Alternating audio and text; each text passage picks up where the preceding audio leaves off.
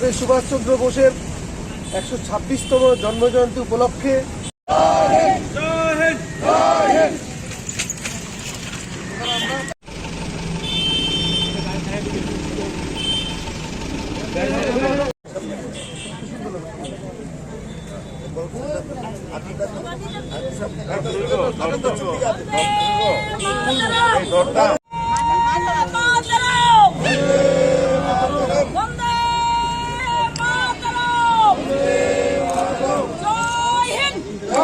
ভারতবর্ষে সবচেয়ে বড়, শুধু ভারতবর্ষ নয় সারা বিশ্বে সবচেয়ে যারা সারা পৃথিবীকে আন্দোলিত করে সেই ঐতিহাসিক পটভূমিকায় সামনের সারিতে থেকে এই ভারতবর্ষের স্বাধীনতার জন্য লড়াই করে গেছেন, যাকে ভারতবর্ষের প্রধানমন্ত্রী হিসাবে সারা ভারতবর্ষের মানুষ, সারা পৃথিবীর মানুষ স্বীকৃতি দিয়েছে। আপনারা জানেন, ব্রিটিশরা ভারত ছাড়ার আগেই নেতাজি সুভাষচন্দ্র বোস এই ভারতবর্ষের বুকে দাঁড়িয়ে জাতীয় পতাকা উত্তোলন করেছিলেন এবং সেই দিন প্রধানমন্ত্রী হিসেবে ঘোষণা দেওয়া হয়েছে। সেই নেতাজি সুভাষচন্দ্র বোস ভারতবর্ষে সেভাবে মূল্যায়ন হয়নি। এখনো চেষ্টা চলছে ইতিহাসকে কিভাবে মুছে ফেলা যায়। এখনো ভারতবর্ষের এই বীর সৈনিককে কিভাবে, আপনারা দেখেছেন দিল্লিতে কেন্দ্রীয় সরকার নেতাজি সুভাষচন্দ্র বোসের যে ট্যাবলু, সেই ট্যাবলু বের করতে দেয়নি।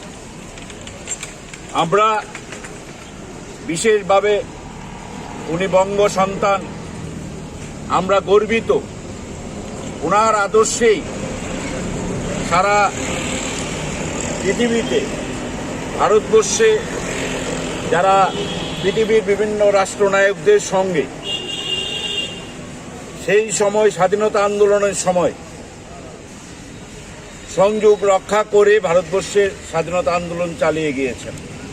আর যারা দেশের সঙ্গে বেইমানি করেছে, যারা নেতাজি সুভাষচন্দ্র বোসকে তেজুর কুকুর বলেছে, জাপানের শাসক তেজুর কুকুর বলে এই বামপন্থীরা যারা ভারতবর্ষের স্বাধীনতা বিরোধিতা করেছিল, ইংরেজ তুমি ভারত ছাড়ো এই আন্দোলনের বিরোধিতা করেছিল, যখন মহাত্মা গান্ধীর নেতৃত্বে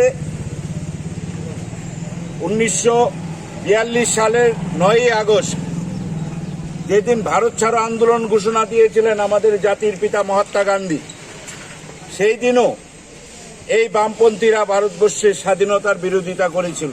নেতাজি সুভাষচন্দ্র বোস দেশের সঙ্গে, দেশের হয়ে লড়াই করেছেন, ইতিহাস সৃষ্টি করেছেন।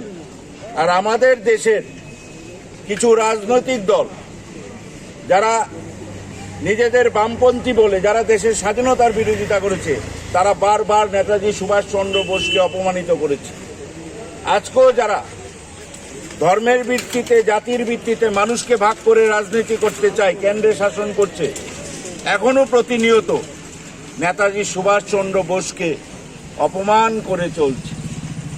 আমরা ভারতবর্ষের মানুষ আজকের দিনে একটাই শপথ নিতে হবে, দেশে যে অবস্থা চলছে, যে বিশৃঙ্খলা চলছে, যে অর্থনৈতিক সংকট চলছে, যে ধর্মের বিরুদ্ধে ধর্মের লড়াই, জাতির বিরুদ্ধে জাতির লড়াই চলছে, মানুষকে ভাগ করে যে রাজনীতি হচ্ছে, এর বিরুদ্ধে আমাদের আজকে শপথ যে আমরা ঐক্যবদ্ধভাবে আজকে আগামী দিনে আমাদের প্রিয় নেত্রী মমতা বন্দ্যোপাধ্যায়ের নেতৃত্বে ভারতবর্ষে যে সরকার আসবে, যেখানে কোনো জাতি, ধর্ম, বর্ণের ভেদাভেদ থাকবে না, আমরা নিশ্চিন্ত যে আমরা আবার ভারতবর্ষে মানুষ এই যে মানুষকে ভাগ করে রাজনীতি, এর বিরুদ্ধে আজকে আমাদের শপথ নিতে হবে। এই দিনটা আজকে আমাদের কাছে অত্যন্ত গুরুত্বপূর্ণ।